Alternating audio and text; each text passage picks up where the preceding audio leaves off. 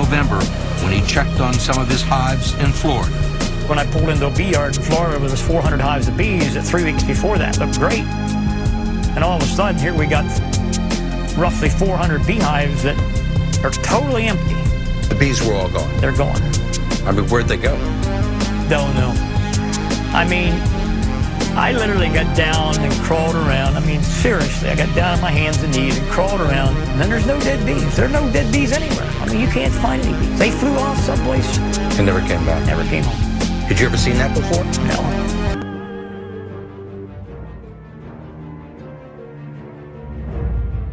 What, you're telling me that these people that dumped this AIDS-tainted blood in foreign countries, who killed children, have not been taken to task in the United States? It's worse than that. The U.S. government allowed it to happen. The FDA allowed this to happen. And now the government is completely looking the other way. Thousands of innocent hemophiliacs have died from the AIDS virus. And not only they're dying, their family members are dying because they're becoming a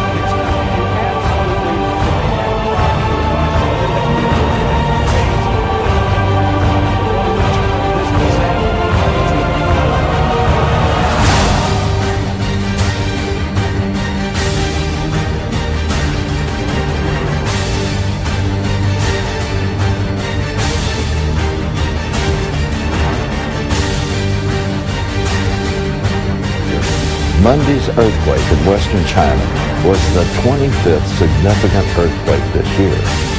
It's only May. In 2003, the USGS listed more than 70 significant earthquakes, more than the total number for the 70s, 80s, or the 90s.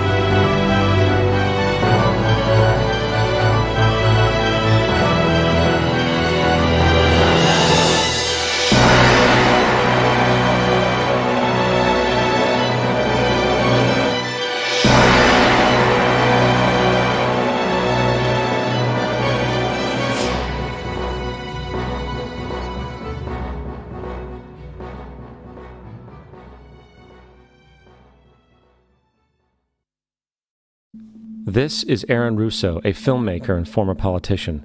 To his left is Nicholas Rockefeller of the infamous Rockefeller banking and business dynasty. After maintaining a close friendship with Nicholas Rockefeller, Aaron eventually ended the relationship, appalled by what he had learned about the Rockefellers and their ambitions. I got a call one day from an attorney woman I knew, and she said, "Would you like to meet one of the Rockefellers?" I said, "Sure, I'd love to." And we became friends, and he began to divulge a lot of things to me. So he said to me one night, he said that there's going to be an event there, and out of that event, you're going to see we're going to go into Afghanistan, so we can run pipelines from the Caspian Sea. We're going to go into Iraq to take the oil and establish a base in the Middle East, and we're going to go into Venezuela and try and get rid of Chavez. And the first two they've accomplished. Chavez they didn't accomplish. And he said you're going to see guys going into caves looking for looking for people that they're never going to find. You know, he was laughing about the fact that you have this war on terror. There's no real enemy. He's talking about how by having this war on terror, you can never win it because so it's an eternal war. And so you can always keep taking people's liberties away. And I said, how are you going to convince people that this war is real? He says, but the media.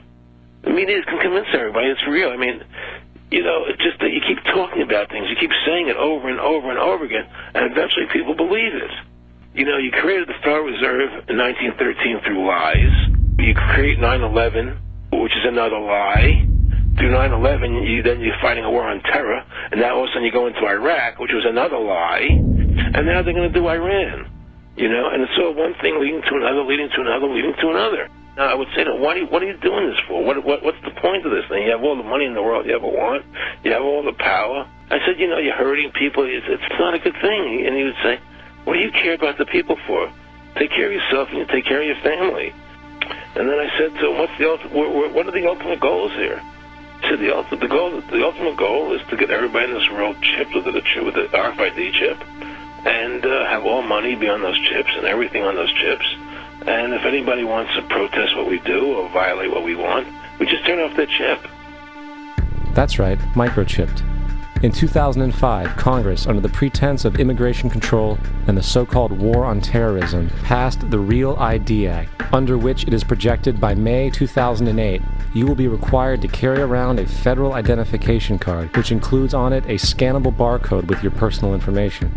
However, this barcode is only an intermediary step before the card is equipped with a VeriChip RFID tracking module, which will use radio frequencies to track your every move on the planet. If this sounds foreign to you, please note that the RFID tracking chip is already in all new American passports. And the final step is the implanted chip, which many people have already been manipulated into accepting under different pretenses. In the end, everybody will be locked into a monitored control grid where every single action you perform is documented. And if you get out of line, they can just turn off your chip, for at that point in time, every single aspect of society will revolve around interactions with the chips. This is the picture that is painted for the future if you open your eyes to see it. A centralized one-world economy where everyone's moves and everyone's transactions are tracked and monitored, all rights removed. The most incredible aspect of all. These totalitarian elements will not be forced upon the people. The people will demand them. For the social manipulation of society through the generation of fear and division has completely detached humans from their sense of power and reality.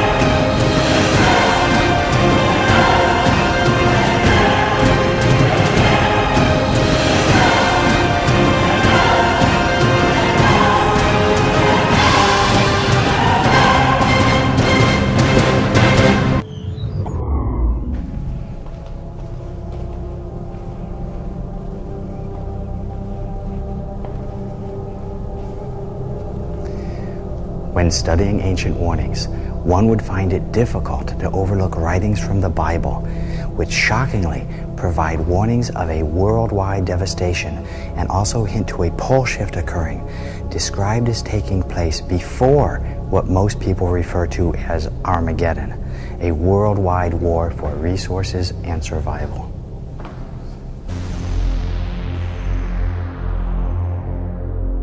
There was a great earthquake, and the sun became black, and the moon became as blood. Every mountain and island were moved out of their places, and there were voices and thunderings and lightnings. There followed hail and fire mingled with blood, and they were cast upon the earth. And the third part of trees was burnt up, and all green grass was burnt up. And the third part of the creatures which were in the sea and had life died. There should no flesh be saved, but for the elect's sake, those days shall be shortened. This phenomenon is called pole shift, in which the entire mantle of the Earth would shift in a matter of days, perhaps hours, changing the position of the North and South Pole, causing worldwide disaster. Earthquakes would rock every continent. Massive tsunamis would inundate coastal cities. It would be the ultimate planetary catastrophe. As unlikely as this theory seems, it is backed by science. Albert Einstein first suggested it in 1955, and a new study from Princeton University reveals that the poles have shifted before.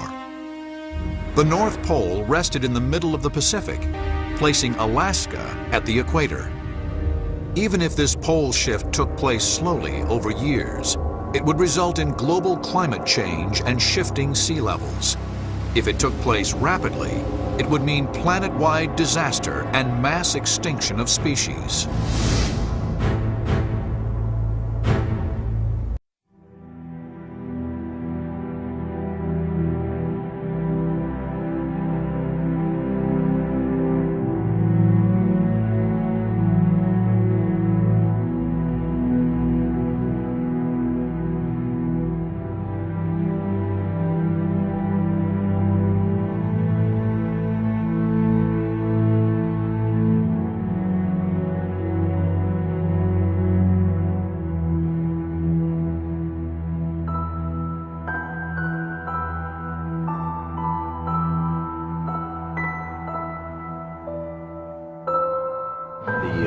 Chief scientist of the IRAS satellite actually announced having found this planet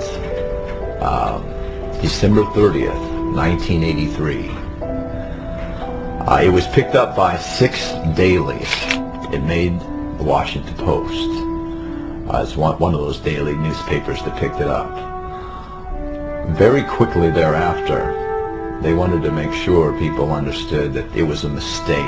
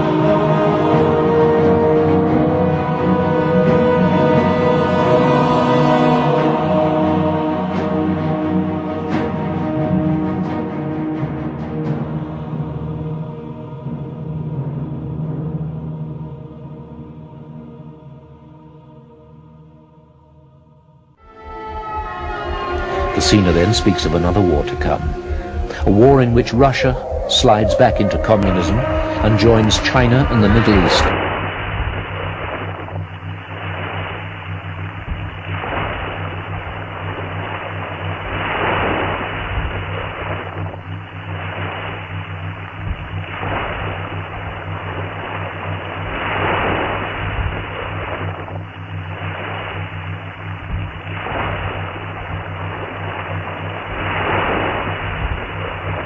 Russia slides back into communism and joins China and the Middle East to fight against America and Germany. The war is won by the West, with Germany becoming the leading economic nation on earth. England is all but destroyed in this final war.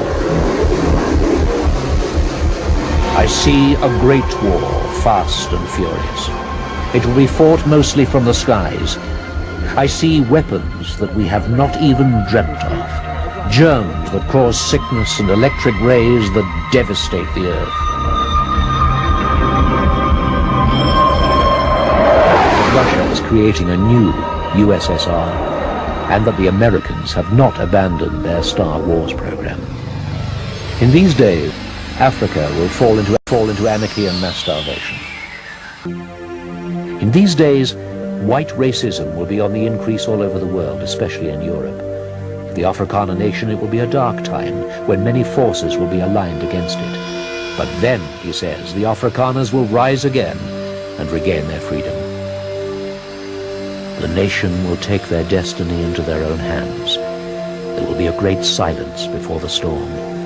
I see a pail full of blood toppling, falling.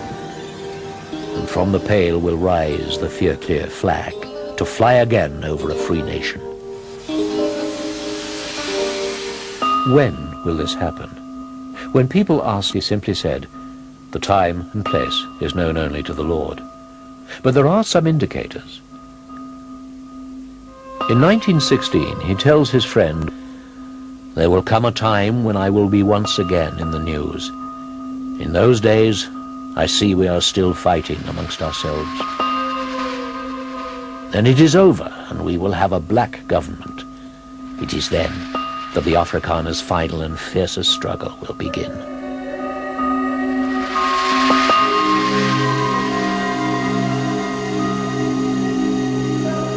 And then he said something strange.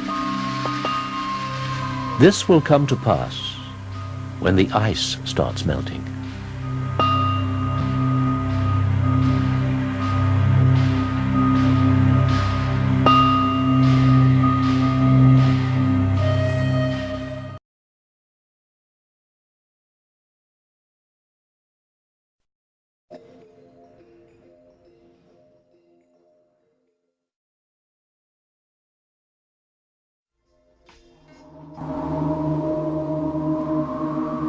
In the winter of 2005, scientists made a frightening discovery.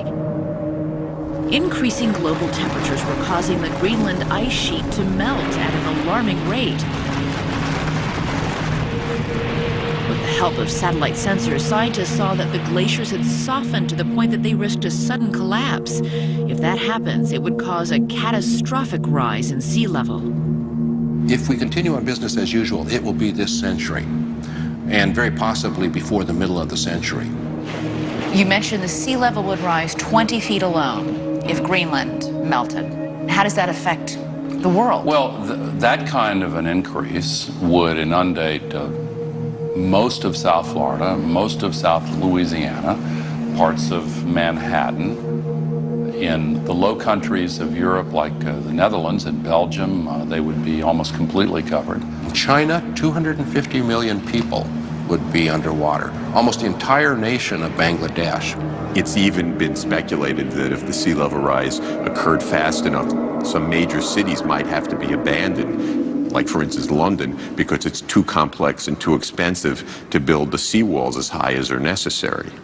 Are you going to build a wall 25 meters high around Florida? I don't think so. You're talking about hundreds of millions of refugees. I mean, this is That's huge. I mean, I think it's impossible to imagine a strain It is. on the system quite that big. It really is. We have seen what happened when 100,000 people were displaced from New Orleans and the Gulf Coast communities. And it's difficult to imagine a couple of 100 million.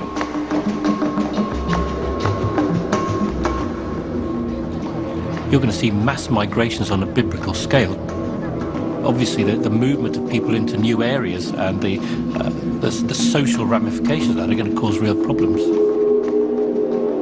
As an estimated 1 billion people worldwide are forced inland by rising waters, the remaining habitable land will ironically be gripped by a different kind of water crisis.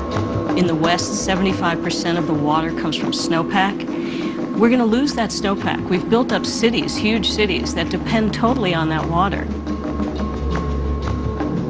With the planet's fresh water in short supply, it would become increasingly difficult to grow crops, setting off a worldwide food shortage, igniting a new set of crises. The United Nations identifies something like 150 flashpoints where wars may be fought over water. War, famine, and drought, coupled with an unstable climate system, could push the death toll into the billions. This is a level of disaster that the world has never seen.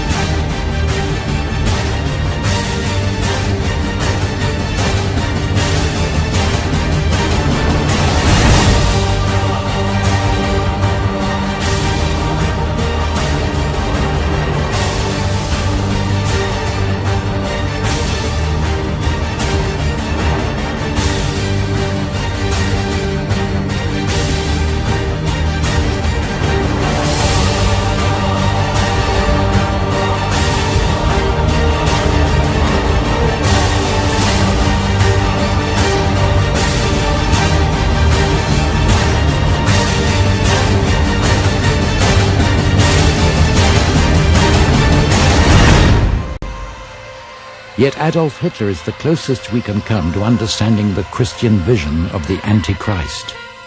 Like Hitler, he will mesmerize the masses so that he can enslave them. Hitler's 1,000-year Reich lasted less than 12 years. During those years, however, the control that Hitler exercised over peoples and nations was awesome. Yet by today's standards, the tools that he had with which to control them were primitive. There were no electronics as we know them. The prophesied dictator, the Antichrist, will be an updated Hitler. But unlike Hitler, all of the astounding advances in electronic technology will be at his disposal. Vast media networks and mind control electronics will serve his ends.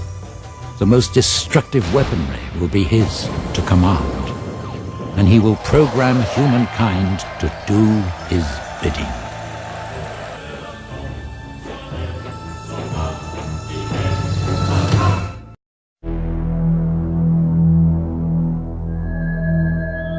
In Revelation chapter 13, we read, "He causes all, both small and great, rich and poor, free and slave, to receive a mark on their right hand or on their foreheads, and that no one may buy or sell except one who has the mark or the name of the beast or the number of his name." We are told that the final method of exchange will not be with money, but will be done with an assigned mark that is put upon the right hand or the forehead of a person. Now with modern technology, not only do we see this as a potential, it is happening today. It's interesting that in our day and age, there is a technology emerging that Hitler or Stalin or any world dictator would dream of, and that is the electronic mechanisms by which one can control all commerce within a nation or perhaps even the whole world by cashless transactions with barcodes, with implantable chips and what have you. People often wonder, are we really in the last days? I mean, what is this talk about, the last days? There are a number of signs that the Bible gives that really identify our generation as the first one that you could say is in the last of the last days. This thing is about to wind up. One of them we find in Revelation 13, where the Bible says a man will arise who will control the world. Now, you've got to have a lot of technology to control the world, and part of what he controls is all banking and commerce. You couldn't have done this in the past. You couldn't have even imagined doing this in the past. And somebody's coming, and he's going to control the world, all banking and all commerce, and we have the technology to do it today, technology that was never even dreamed of in the past. In the future, some companies envision a self-serve supermarket where every item is scanned as you walk through the store. No waiting, except for, excuse me, sir, the occasional hassle of human interaction. Forgot your receipt. Maureen Maher, CBS News. Call it, leave your purse at home. Soon it may not matter at all because all of that information could be accessed through a chip so small that it fits inside your body. NBC 10's Dawn Timoney explains. It's called a VeriChip, no bigger than a few grains of rice. It's implanted in your arm. Different implant for the human body. It's a microchip that can be used for identification and to get medical help. No bigger than a grain of rice. This chip is at the center of a growing battle over its benefits and drawbacks. CBS's Bobby Harley has both sides of the story and the first people to get the chip. Freddie wears a beeper-like GPS gadget and was also injected with a VeriChip. Implanting both devices would give him and his family more peace of mind. But privacy advocates have... We need some system for permanently identifying safe people. Most of us are never going to blow anything up, and there's got to be something better than one of these photo IDs. A tattoo somewhere, maybe. The Saudis used an American device to scan the eyes of travelers. I wouldn't mind having something planted permanently in my arm.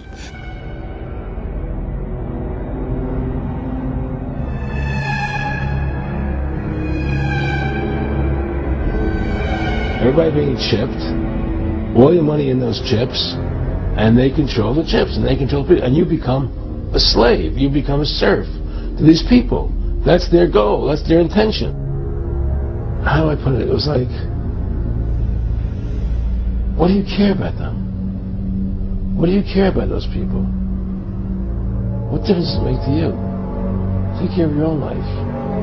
Do the best you can for you and your family. What do the rest of the people mean to you? They don't mean anything to you. They're just serfs. They're just people. You know, it was just a lack of caring, you know, and that's just not who I was. It was just sort of like cold, you know. It was just like cold, you know. And I used to say to him, what's the point of all this? You have all the money in the world you need. You have all the power you need. What's the point? You know, what's the end goal? And he said the end goal is to get everybody chipped, to control the whole society. I'm not talking really about backwards masking, I'm talking really about backwards messages. In fact, one way to do it, which wouldn't require demons or higher intelligences to intercede, would be just to take straight words, take 7 or 8 words in a song, and reverse them. And then when you played it backwards, you would hear those words. But when you heard it forwards, what would you hear? You'd hear something backwards. It wouldn't make sense. So when people talk about how backwards masking is done in the studio, yeah, that kind of backwards masking is done in the studio. No problem. That's not what we're talking about. We're talking about when you hear music and lyrics forward, and then you hear those same lyrics backwards, and it's a message forward, And those same words are a message backwards. Okay? And we're not talking about one or two words. We're not talking about something like the cat and playing it backwards and trying to get something like tack backwards and something out of the. We're talking about sometimes over 15 words straight. We're talking on Stairway to Heaven right around 30 words. Okay? And we're not only talking about that, we're talking about a song that wasn't engineered to be heard backwards, but came right from the spirit world automatically. Okay? And then we're talking about, if you wanted to make lyrics backwards on a song, you're going to mess up that song forward pretty bad, right? Well, Stairway to Heaven is the most popular song in rock and roll. So this destroys any kind of argument that comes against it. And what destroys it more is the lyric forward often has everything to do with the lyric backwards. And to take it even further, you can hear a lot of these same things on live albums backwards. Because it's the demonic spirits using these human beings. Do you understand that? So let's listen to it. Remember, first of all, that they were invoking Satan, that they got it from Satan, and listen to what you hear backwards. Forward. Your stairway lies on the whispering wind. Forward it says, and your stairway lies on the whispering wind. Backwards it says, because I live with Satan. Listen carefully.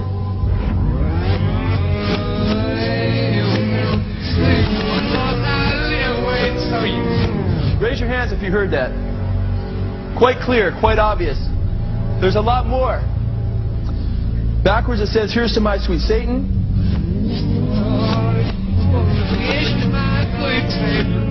Did you hear that? Listen carefully. It says, I want to live it backwards, like the Zep, whose power is Satan.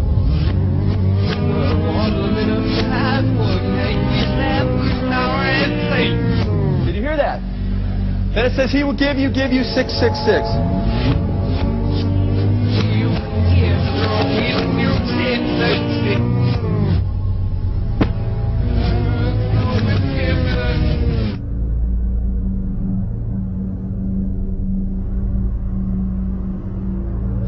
Was that I got 7 years in which the devil would give me anything I wanted. He'd given me wine, women, song, dope, power, you name it, I'd have it.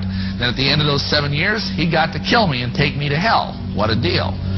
Anybody want to sign up? Yeah, you see, you got to understand something. The satanic doctrine here is that hell is not what we believe it is, or what the Bible teaches it is. The satanic doctrine is that hell is this incredible party. Hey, Satan! Play my tune!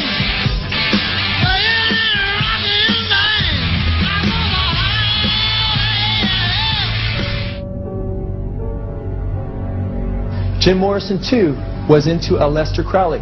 And right here, I want to show you a picture on the back of one of his albums. And here you see Jim Morrison, and under him you see a little statue of Aleister Crowley. And Jim Morrison, too, was into demonism and admitted that he was possessed by spirits. He will give you 666. Big deal. The mark of the beast will come out. People will take it on their right hand or their forehead, and then all of a sudden they'll get grievous sores on their right hand, and they'll say, hey, what's going on? It's not working. There's some kind of reaction to this mark. And then before you know it, according to Revelation 14, everybody that takes the mark of the beast will be damned in fire and brimstone, it says, forever. And the smoke of their torment rises up forever and ever. Big deal. It's a big deal in this sense. The people that take the mark of the beast, the people that are rejecting Jesus right now, are not going to make it into God's kingdom. And we need to reach people and say, hey, the scriptures say, Jesus said, except you repent, you shall all likewise perish. We need to turn to him wholeheartedly. Where are you turning at this time? Who are you following? Not to follow Jesus is to follow Satan according to the Word of God. And here's a group of neurons right here. And at the University of Southern California, Theodore Berger has shown that brain cells called neurons can grow onto microchips and communicate with them. The capability exists for building computer chips that act just like nerve cells. And we're developing the capability for interfacing those computer chips with the brain. And Ray Kurzweil sees a day when microscopic computers will make all kinds of learning as easy as downloading. You would be able to do things that you wouldn't otherwise be able to do. Is it possible that you could download information into one of these chips? And stop me if this is silly, and give somebody instant knowledge. It's not. In the 1960s, Professor Jose Delgado took a normally hostile bull and implanted electrodes into its brain, electrodes that could be activated by a radio transmitter. His objective was to see if stimulation of the bull's midbrain could short-circuit the rage signals, stopping the bull before it reached the matador. After the bull had recovered from the implantation and in mid-charge, the button was pressed. The bull's aggression ceased instantly. A clearer experiment was performed with cats. In this classic example, the hypothalamus, the rhythm maker, was implanted with electrodes. Could it be responsible not just for rhythms, but also for rage? The switch is turned.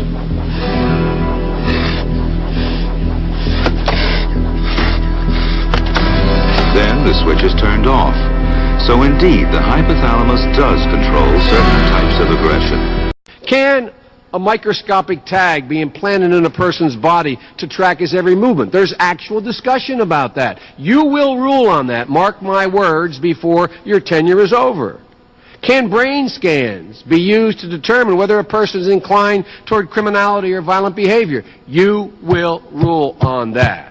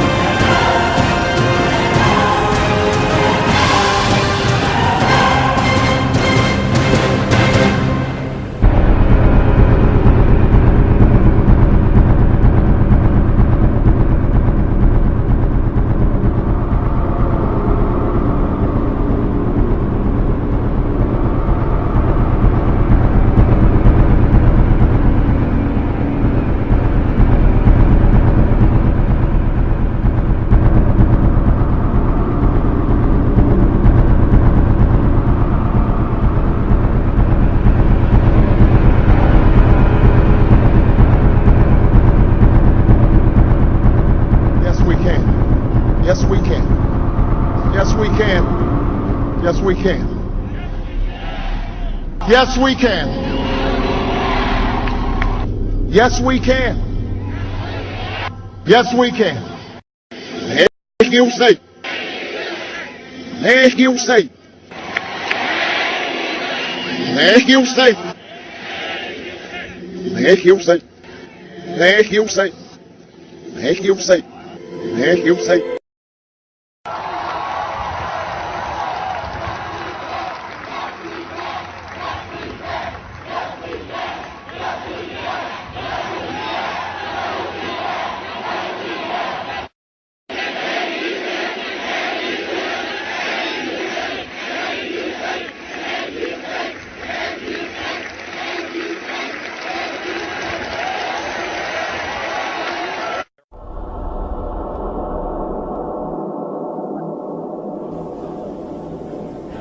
Politicians are advancing a global plan, the plan of the Antichrist.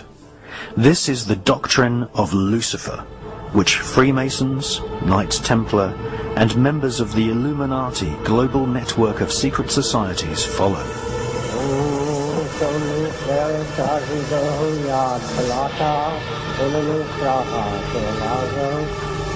Their goal is the total spiritual and ecological destruction of the world.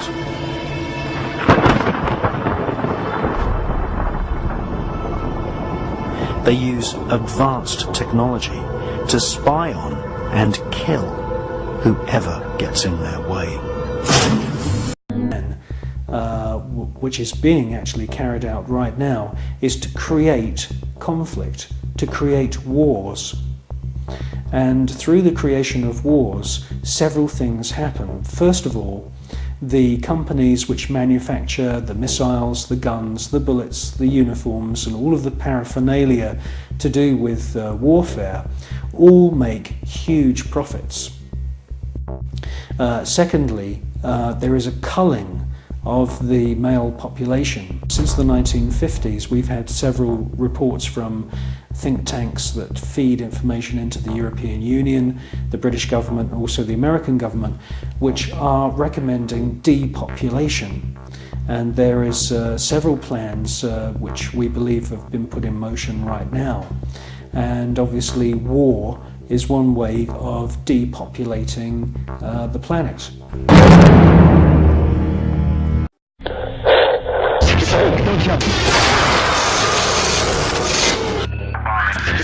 Binary chemical weapons.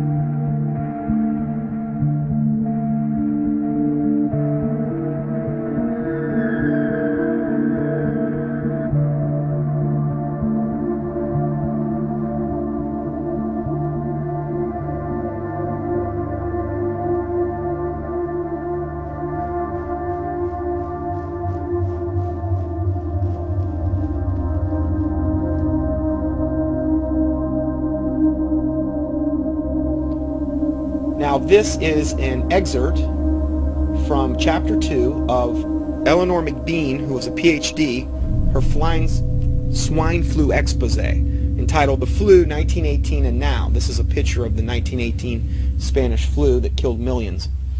She says in this excerpt, I was an on-the-spot observer of the 1918 influenza epidemic. All the doctors and people who were living at the time of the 1918 Spanish influenza epidemic said it was the most terrible disease the world had ever had. Strong men, hale and hearty one day, would be dead the next. The disease had the characteristics of the Black Death, added to typhoid, diphtheria, pneumonia, smallpox, paralysis, and all the other diseases the people had been vaccinated with immediately following World War I. Practically the entire population had been injected or seeded with a dozen or more diseases or toxic serums. When all those doctor-made diseases started breaking out, all at once it was tragic. She goes on to say that pandemic dragged on for 2 years, kept alive with the addition of more poison drugs administered by the doctors who tried to suppress the symptoms. As far as I could find out, the flu only hit the vaccinated. Those who had refused the shots escaped the flu. My family had refused all the vaccinations, so we remained well all the time. So the rest is history. 50 million people died worldwide, and that's probably a very conservative estimate. So the evidence strongly suggests the Spanish flu of 19 was actually created and then spread through vaccinations. But the panic-stricken public demanded a vaccination, not realizing that that was the way in which the disease was spreading. Will history repeat itself?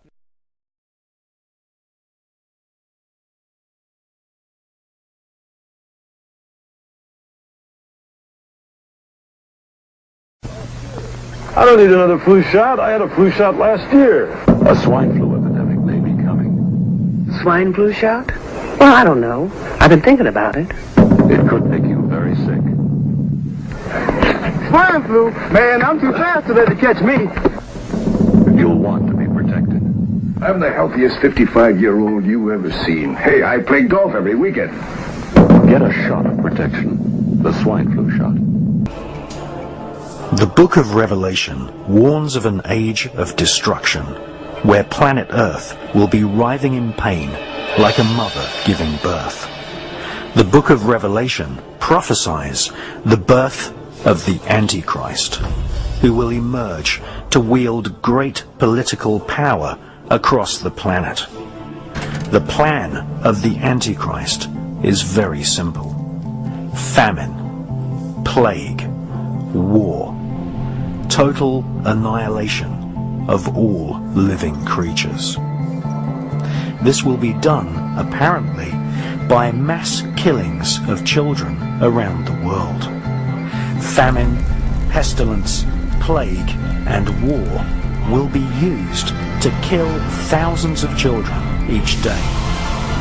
In actual fact, before our very eyes, every day 26,000 children die from starvation and preventable diseases such as the common cold.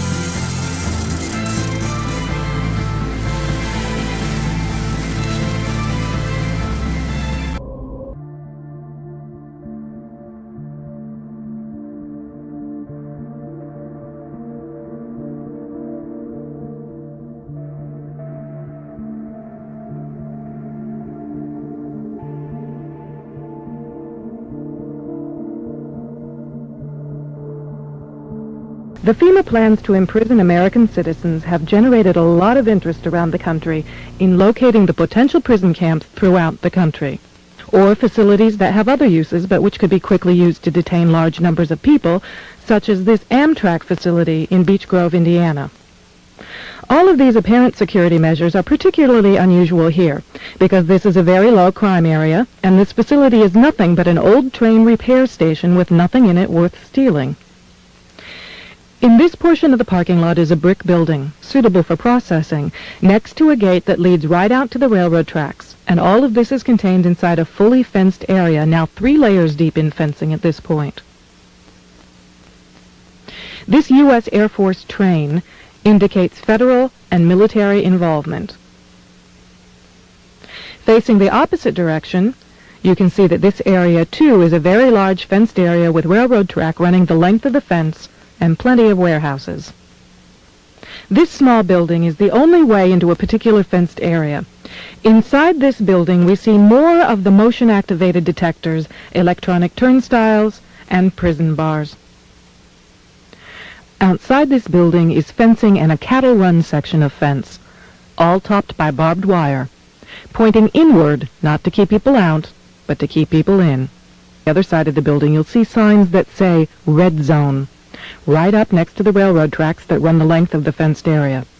Next to the Red Zone sign, you can see closely numbered markers on the fences that are too closely spaced to be parking markers, just as if they plan to have people line up to board the trains. Looking around, you can get an idea of how huge this place is and how many people it could contain in its fenced-in area. In yet another fenced area, we see a large warehouse building at the end, with the electronic turnstiles in front of it. The building is one that has a new concrete floor, and its doors and windows have all been blocked. Outside, there are new gas pipes.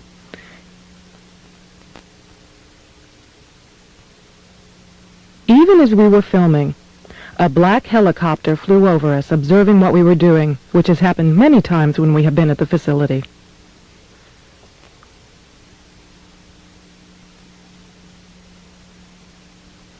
The gas lines and gas pipes at the facility run the length of the buildings.